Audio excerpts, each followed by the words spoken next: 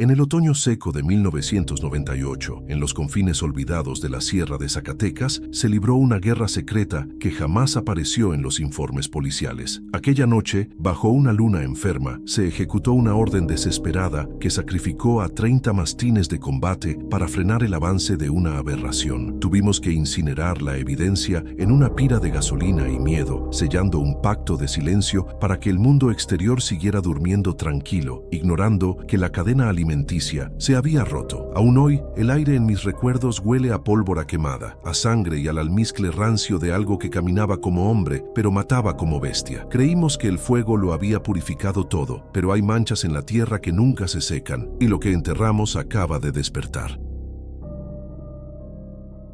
El zumbido eléctrico de las lámparas fluorescentes en la clínica veterinaria era el único sonido que competía con el silencio sepulcral de la madrugada en la ciudad. Elías, un hombre de 40 años cuya espalda cargaba con un peso invisible mucho mayor que el cansancio físico, frotaba sus manos bajo el chorro de agua helada con una meticulosidad obsesiva, casi litúrgica. El olor a antiséptico y cloro impregnaba cada rincón del consultorio, un aroma químico diseñado para borrar rastros de enfermedad y muerte, pero que para él nunca era suficiente para enmascarar los olores fantasmas de tierra seca y sangre vieja que habitaban en su memoria. Sus ojos oscuros, rodeados por ojeras permanentes que delataban años de insomnio crónico, se fijaban en el remolino de agua que desaparecía por el desagüe, llevándose consigo la suciedad del día, pero dejando intactas las manchas que llevaba en el alma desde su infancia en Zacatecas. Antes de continuar, suscríbete y cuéntanos desde qué parte de México o del mundo estás viendo esto. La rutina de Elías era un mecanismo de defensa perfectamente engrasado, una estructura rígida construida para mantener a raya el caos que siempre parecía acechar en los bordes de su visión periférica. Cada instrumento quirúrgico en su bandeja de acero inoxidable estaba alineado con una precisión militar, reflejando una necesidad patológica de control que iba más allá de la simple higiene profesional. No era solo un veterinario que atendía mascotas urbanas, era un hombre que vigilaba las fronteras entre la civilización y lo salvaje, entendiendo mejor que nadie que esa línea era mucho más delgada de lo que la gente quería admitir. Se movía por los pasillos de la clínica con pasos silenciosos, casi depredadores, una costumbre adquirida décadas atrás para no despertar a las cosas que dormían en la oscuridad del rancho de su abuelo, cosas que requerían un sigilo absoluto para sobrevivir. A pesar de vivir en una urbe moderna, lejos de los desfiladeiros y cañones de la Sierra Madre Occidental, Elías mantenía la postura tensa de quien espera un ataque inminente desde la retaguardia. Sus pacientes, perros nerviosos y gatos huraños, solían calmarse instantáneamente bajo su tacto, reconociendo en él una autoridad primaria, una energía que no emanaba miedo, sino una comprensión profunda y oscura de la violencia natural. Sus manos, marcadas por cicatrices finas y blancas de mordeduras y rasguños acumulados, manipulaban a los animales con una firmeza que no admitía réplica, la misma firmeza que había visto en don Rogelio cuando seleccionaba a los perros que serían sacrificados por el bien de la manada. Para Elías, la medicina no era un acto de compasión pura, sino una forma de mantener el equilibrio, de asegurarse de que la biología no se saliera de control. El aislamiento de Elías no era geográfico, como lo había sido en el rancho Las Ánimas, sino emocional, una fortaleza construida con ladrillos de silencio y argamasa de traumas no resueltos. Rara vez hablaba con sus colegas más allá de lo estrictamente necesario, y su vida personal era un desierto tan árido como los llanos zacatecanos que frecuentaban sus pesadillas. Evitaba las relaciones profundas porque sabía que la intimidad requería vulnerabilidad, y la vulnerabilidad, en su experiencia, era la antesala de la muerte. Las pocas veces que intentó abrirse, las palabras se le atascaban en la garganta, asfixiadas por el recuerdo del viento aullando entre los cactus y el sonido de cadenas arrastrándose por la tierra batida. Prefería la compañía de los animales enfermos, seres que no exigían explicaciones y que entendían el lenguaje del dolor sin necesidad de traducirlo a palabras humanas inútiles. La figura de su abuelo, don Rogelio, proyectaba una sombra alargada que cubría cada aspecto de la vida adulta de Elías, oscureciendo cualquier intento de normalidad. No lo recordaba con el cariño que otros nietos profesan, sino con un respeto temeroso, similar al que se le tiene a un volcán inactivo o a una tormenta eléctrica. Rogelio había sido un hombre hecho hecho de piedra y pólvora, un patriarca que gobernaba su rancho como un general en tiempos de guerra, convencido de que el mundo exterior era suave y débil. Elías había heredado de él esa desconfianza crónica, esa certeza de que la seguridad es una ilusión temporal que se puede romper con el crujido de una rama seca. A veces, al mirarse al espejo, Elías temía ver los ojos duros de su abuelo devolviéndole la mirada, juzgando su huida a la ciudad como un acto de cobardía imperdonable. El consultorio veterinario, con sus paredes blancas inmaculadas y su temperatura controlada, funcionaba como una celda de contención para sus propios demonios. Allí, entre vacunas y diagnósticos clínicos, Elías intentaba imponer lógica a un universo que él sabía caótico y malévolo. Sin embargo, en los momentos de quietud, cuando el tráfico de la calle disminuía, su mente regresaba inevitablemente a las noches en las ánimas. Recordaba la sensación de estar encerrado en la casa grande, con las ventanas atrancadas y los crucifijos colgados en cada puerta, mientras afuera la oscuridad parecía tener peso físico. Esa sensación de asedio nunca lo había abandonado del todo. Simplemente había cambiado el escenario, sustituyendo los muros de adobe por concreto y el aullido del viento por el zumbido de los refrigeradores donde guardaba los medicamentos y las muestras biológicas. Nadie en la ciudad entendía por qué Elías insistía en trabajar los turnos nocturnos, cubriendo las emergencias que llegaban de madrugada cuando la mayoría de los doctores dormían. Para él, la noche era el único momento en que se sentía verdaderamente alerta, sintonizado con una frecuencia que el resto del mundo ignoraba. Era durante estas horas muertas cuando la barrera entre el pasado y el presente se volvía porosa. El ladrido lejano de un perro callejero podía transportarlo instantáneamente a los caniles reforzados del rancho, donde decenas de mastines y dogos esperaban, no para cazar liebres, sino para enfrentarse a algo que no aparecía en los libros de biología. Elías permanecía despierto como un centinela eterno, pagando una penitencia autoimpuesta por haber sobrevivido a lo que otros no pudieron, vigilando una frontera invisible que cruzaba justo por el medio de su conciencia. La soledad de su existencia se veía amplificada por el hecho de que nadie más compartía su contexto. Nadie más conocía la verdad sobre lo que realmente acecha en los rincones olvidados de México. Sus colegas veían un perro con rabia y pensaban en virus y protocolos sanitarios. Elías veía los síntomas y recordaba la espuma negra, la agresión antinatural y la mirada de una inteligencia maligna atrapada en un cuerpo bestial. Cada vez que tenía que sedar a un animal agresivo, sentía un eco de la brutalidad pragmática de su abuelo, la decisión fría de terminar con una vida para proteger a otras. Esa dualidad lo carcomía, ser el sanador que juró proteger la vida y al mismo tiempo ser el heredero de un linaje de exterminadores que sabían que algunas cosas no merecen ser salvadas, sino destruidas y quemadas hasta las cenizas. El reloj en la pared marcaba las 3 de la mañana, la hora en que el velo de la realidad parece más delgado, y Elías se encontraba organizando expedientes con la mirada perdida en el vacío. La atmósfera en la clínica se sentía densa, cargada con una electricidad estática que erizaba los vellos de sus brazos, una sensación física que no experimentaba desde que tenía 12 años. Intentaba convencerse de que era solo fatiga, el resultado de demasiadas noches sin dormir y demasiado café negro, pero su instinto, afilado como una navaja en la sierra, le decía lo contrario. Había una quietud antinatural en el aire, una pausa dramática en la banda sonora de la ciudad que le resultaba dolorosamente familiar. Era el silencio que precede al desastre, la inhalación profunda del mundo antes de soltar un grito de terror puro. De repente, el teléfono de emergencias rompió el silencio con un estruendo que sonó como un disparo en la habitación cerrada, haciendo que Elías diera un respingo involuntario. El sonido agudo reverberó en las paredes de azulejo, anunciando la llegada de algo que rompería su precaria estabilidad. No era una llamada común. Podía sentirlo en la boca del estómago, una náusea repentina y fría. Mientras su mano se extendía lentamente hacia el auricular, la imagen de los cerros de Zacatecas bajo la luz de una luna enferma inundó su mente, superponiéndose a la realidad aséptica del consultorio. El pasado, que había mantenido a raya con tanto esfuerzo y disciplina, estaba llamando a la puerta, y esta vez no traía recuerdos pasivos, sino una urgencia física y sangrienta que demandaba ser atendida. El sonido sordo de un motor diésel mal afinado rompió la quietud de la avenida desierta, deteniéndose bruscamente frente a la entrada de cristal de la clínica, con un rechinido de frenos que hizo temblar los instrumentos sobre la mesa metálica. No era un vehículo de la ciudad. La camioneta pick-up, cubierta de una capa gruesa de lodo seco y polvo rojizo, parecía un intruso geológico en medio del asfalto urbano. urbano, trayendo consigo la brutalidad del campo abierto. Elías observó desde la recepción cómo dos hombres descendían precipitadamente de la cabina, sus botas vaqueras golpeando la acera con urgencia, mientras sus sombreros proyectaban sombras nerviosas bajo la luz amarillenta de las farolas. Cargaban algo pesado, envuelto en una lona manchada de aceites y fluidos oscuros, moviéndose con la desesperación torpe de quienes huyen de un incendio, ignorando el protocolo de ingreso y golpeando el vidrio con los nudillos blanqueados por el pánico. Al abrir la puerta automática, una ráfaga de aire viciado golpeó el rostro de Elías, una mezcla inconfundible de hierro oxidado, sudor agrio y el hedor dulce de la sangre coagulada que, instantáneamente, le erizó la piel de la nuca. Los hombres, con rostros curtidos por el sol y miradas esquivas que evitaban el contacto visual directo, depositaron el bulto sobre la mesa de exploración plateada sin decir una sola palabra coherente, solo murmurando oraciones entrecortadas y maldiciones en voz baja. La lona se deslizó lentamente, revelando el cuerpo jadeante de un perro de gran tamaño, un cruce de mastín con dogo que parecía haber pasado por una trituradora industrial. El animal no gemía, emitía un sonido gutural, húmedo y vibrante, como si sus cuerdas vocales estuvieran luchando por funcionar a través de una garganta destrozada por algo que no tenía la intención de matar rápido, sino de causar un daño espectacular. Elías se calzó los guantes de látex con movimientos mecánicos, intentando mantener la máscara de profesionalismo clínico, aunque sus dedos temblaban imperceptiblemente al acercarse a la zona devastada del flanco del animal. La herida principal no era un corte limpio ni el resultado de un atropellamiento. La carne había sido arrancada con una violencia quirúrgica, exponiendo el hueso y el músculo en un patrón que desafiaba la anatomía de los depredadores urbanos comunes. Mientras limpiaba la sangre seca con gasas estériles, el olor que emanaba de la herida abierta actuó como un detonante químico en su cerebro, desbloqueando una compuerta que había mantenido sellada durante 30 años. No olía simplemente a infección, olía a almizcle rancio, a tierra, de cementerio y a esa saliva viscosa y negra que recordaba haber visto gotear de las fauces de la bestia en el patio de su abuelo. Al separar los bordes de la laceración para evaluar el daño interno, el mundo de Elías se detuvo en seco, el zumbido de los equipos médicos desvaneciéndose hasta ser reemplazado por el eco fantasma de un aullido en la sierra. La mordida presentaba una configuración dental imposible. Los colmillos superiores habían penetrado con una fuerza hidráulica, pero lo que heló la sangre del veterinario fue la distancia entre los incisivos y la marca de arrastre dejada por garras que actuaban como manos. No era un coyote, ni un puma, ni siquiera una jauría de perros salvajes. La geometría de la herida gritaba un nombre que él se negaba a pronunciar, una palabra prohibida en la casa de don Rogelio. Era la firma inequívoca de algo que tiene pulgares oponibles y la malicia suficiente para sujetar a su presa mientras la devora viva, saboreando el terror antes de consumir la carne. Un vértigo nauseabundo se apoderó de él, obligándolo a apoyarse con fuerza en el borde de la mesa metálica para no desplomarse allí mismo frente a los desconocidos. Su visión se nubló momentáneamente, superponiendo la imagen aséptica de la clínica con los recuerdos granulosos y sepia del rancho, las ánimas bajo la luz de la luna llena de octubre. Podía sentir el frío de las baldosas de barro en sus pies descalzos de niño, escuchar el crujido de la madera cuando la cosa probaba las defensas de la casa y ver de nuevo la sombra colosal recortada contra el cielo nocturno. El trauma, que creía enterrado bajo capas de terapia y distancia geográfica, emergió con la fuerza de un geyser, rompiendo la costra de normalidad que había construido meticulosamente durante décadas. Su corazón martilleaba contra sus costillas como un animal enjaulado, reconociendo el patrón de la bestia antes que su mente racional pudiera procesarlo. Elías levantó la vista hacia los dueños del perro, buscando en sus ojos alguna señal de que ellos también sabían a qué se enfrentaban, de que no era solo una alucinación de su psique fracturada. ¿De dónde vienen?, preguntó con la voz ronca, sonando más como un interrogatorio policial que como una consulta médica, sus ojos clavados en las botas llenas de polvo de la sierra. Los hombres intercambiaron miradas nerviosas, retorciendo sus sombreros entre las manos callosas, antes de que el más viejo respondiera con un hilo de voz. De arriba,